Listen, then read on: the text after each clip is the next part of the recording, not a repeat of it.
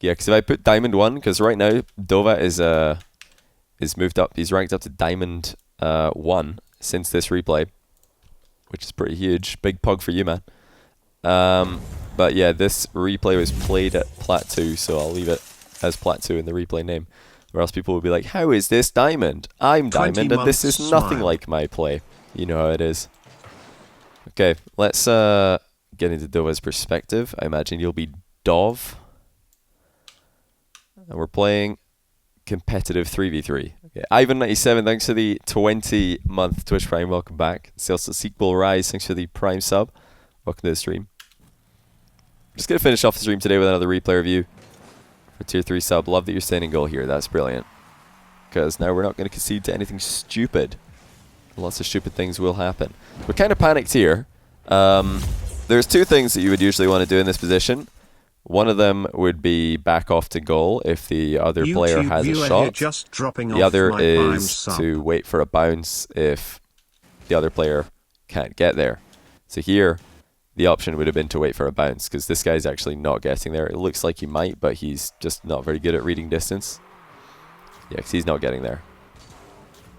Yeah, literally missing the ball if he tried to catch it on the bounce. So yeah, the play here would have been to just read the distance here and think, okay, yeah, that guy's not going for it. Initially drive forward to make it look like you're going for it to scare him, then peel away, come back in for a boomer after the bounce. That would have been the play here, in my opinion. Falchian, thanks to the 9-month Prime. Welcome back. Thanks for saying goodbye from YouTube. What has happened to our defense here? Hold on a second. So we've kind of beamed our clear. Then we do this. I think our teammates just bumped each other. Then we get bumped as well. And then we get scored on. But yeah, all in all, that's an okay clear. Pretty, like, volatile situation. Our teammates should not be bumping into each other right now. And then, yeah, you turn and you get bumped as well. So, you know, overall, not a lot you can do there. Small things that could have gone better. One, we could have cleared the ball into a position that's harder for the other team to recycle immediately. That's just by not booming it into the sidewall. Try and pop it instead. Or secondly, you know, don't mess up the initial clear. I think that was the real mistake in that position, is we messed up the initial clear. Oh dear, oh dear. So everything's gone wrong here. This, again, look where the ball's going when we clear it. So this shot is pretty scary, yes, but we want to keep that ball close to us if possible. And yeah, there's one rule that I can definitely give you here that will absolutely help you in the future. I'll tell you what it is. But can anybody guess? What should you do in this position in general? What is the play when this happens in a game? And when I say when this happens, I mean when the ball is moving into the corner like this, and you know, we have the option to chase it. What should we do? Thomas5970, thanks for the 33-month Prime. Welcome back. Stay in net, go in net, stay in net. Yes, absolutely right, Twitch chat. Well done. The reason is because although we are massively closer to the ball than the opponent, the ball's running away from us. So by the time we get to where the ball was, it's moved, and now he's closer, and he centers it. So chasing it really accomplishes nothing. And this usually, or this mistake usually occurs after a teammate makes a clear. Because very often, a teammate will jump up into the air, clear the ball to the side, and then they're out the game because they're up in the air recovering, and then you think, aha, he's out of the game, but it's fine. I'm close to that ball. I'm going to go get it. Then you chase into the corner to try and get it, and then the other guy beats you to it, centers it, and it goes into the middle, and your teammate's not recovered, and they score. So the rule that I try and play by is, if the ball's running into the corner and you're playing catch up, don't chase it. If you're able to catch up to it like easily, sure, why not? But if you're actually going like slower than the ball, don't bother. Don't chase the ball into the corner, just go to the goal. Because before you know it, it's going to be back in the center anyway. So far, Johnny, keep up the great work. Too fresh, glad you're enjoying it, man. Yeah, poor Forky, I know, right? But hey, glad you're enjoying the salt mine. Hopefully you enjoy the rest of it. There's some good games to come. So again, we're kind of running into the corner here. I would like to see us sitting in goal, to be honest, more. But at least we shadowed near post, which is good, and we played patiently. Okay, so let's see what we could have done better here. So this first touch on this dribble is actually quite nice, but you'll notice that because we went for a diagonal front flip instead of a side flip, 1, our flick on the ball is delayed. 2, the angle change on the ball and the speed increase that we've applied to the ball are both lower. If you had side flipped here, then it would have been much better. Oh, for goodness sake, it's so hard to rewind here. But imagine, right, if the ball's in the very front of your car and you want to change its direction, this is a side flip every time, because then this like front left corner of your car is going to lift up immediately and hit the ball to the right hand side. Instead of when you front flip, look what happens. That front left corner is going down, so you don't get the immediate flick. Definitely a side flip position.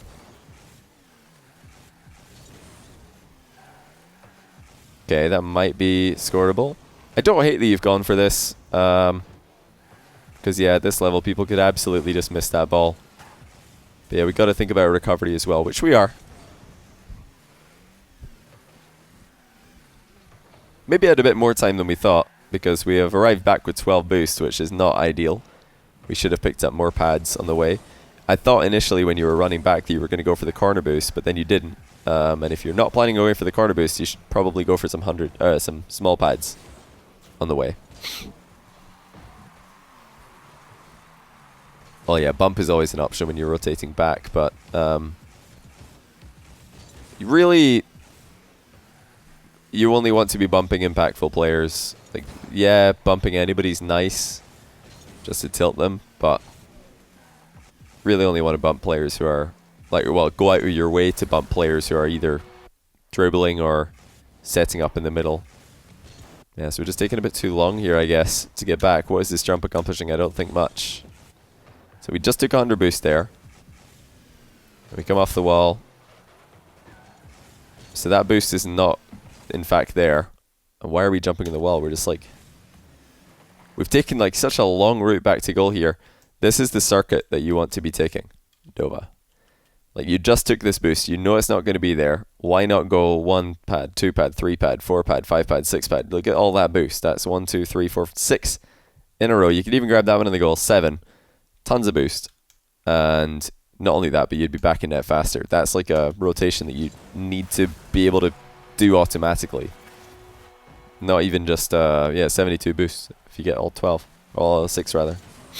Ton of boost. And it gets you back to net quicker because you don't have to go all the way around into the corner. So sometimes it's better to do that even when the corner, or even when the 100 boost pads are up. Decent hit on the ball. Nice dodge timing. Good leave. Also, don't hate that boost grab because there's a chance an opponent could get there first.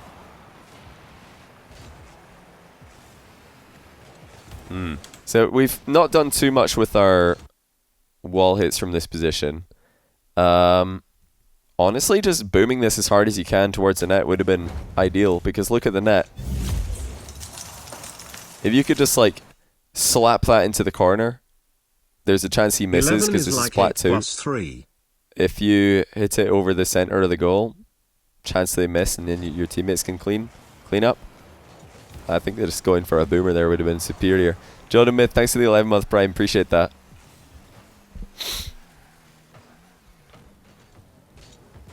Oh, okay. We almost beaned that. Well, we did bean it, but it didn't end up being a disaster. And we beaned it again. The reason that we're beaning both these plays is because we're out of position. Like, yes, the mechanics let us down, but we put ourselves in a difficult spot. We're not rotating deep enough there. Okay, did you double jump for this? You did. That's a pretty low aerial. You could really save your dodge here and then just have it for the shot, you know? JohnnyBoi, aka Man of the Year. Look how high we are. This is definitely low enough that you can fly up to and then just dodge into the ball, because the dodge not only gives you power but accuracy as well. So if you happen to be flying too far to the right, like we did here, no big deal. We dodge to the left here. Well, don't lean forward, but yes, keep in the same trajectory you are. Dodge to the left, we're scoring. Or dodge, diagonal to the left. Hey, Nate Diggity, thanks for the 2-month Twitch Prime and the kind words, dude. Appreciate that. There we go. So this time we did it, and we get a goal out of it. That's probably what we should have done in the previous play as well. And it's actually something I'm trying to do more of myself, because I have a tendency to just fast aerial for the sake of fast aerialing, even though sometimes you can reach the ball without doing it, and still have your dodge, which gives you power and accuracy. Look at the team play and defense. That's wide open. Okay, he's passed it. And these guys are literally just ball chasing. Are they scoring? Not quite. Oh, careful. This spawn. Oh, look at this spawn by this guy. Look at this. What a read. He's like, oh, cool. And now we're attacking. But yeah, you actually saw that spawn, so we could have seen that. We should have been back for this.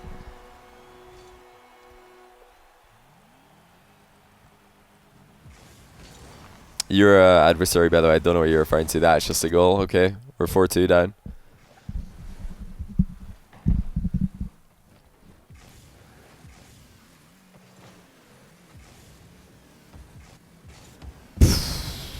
Oh my goodness, we're lucky. Well, played this a bit too casually, in my opinion.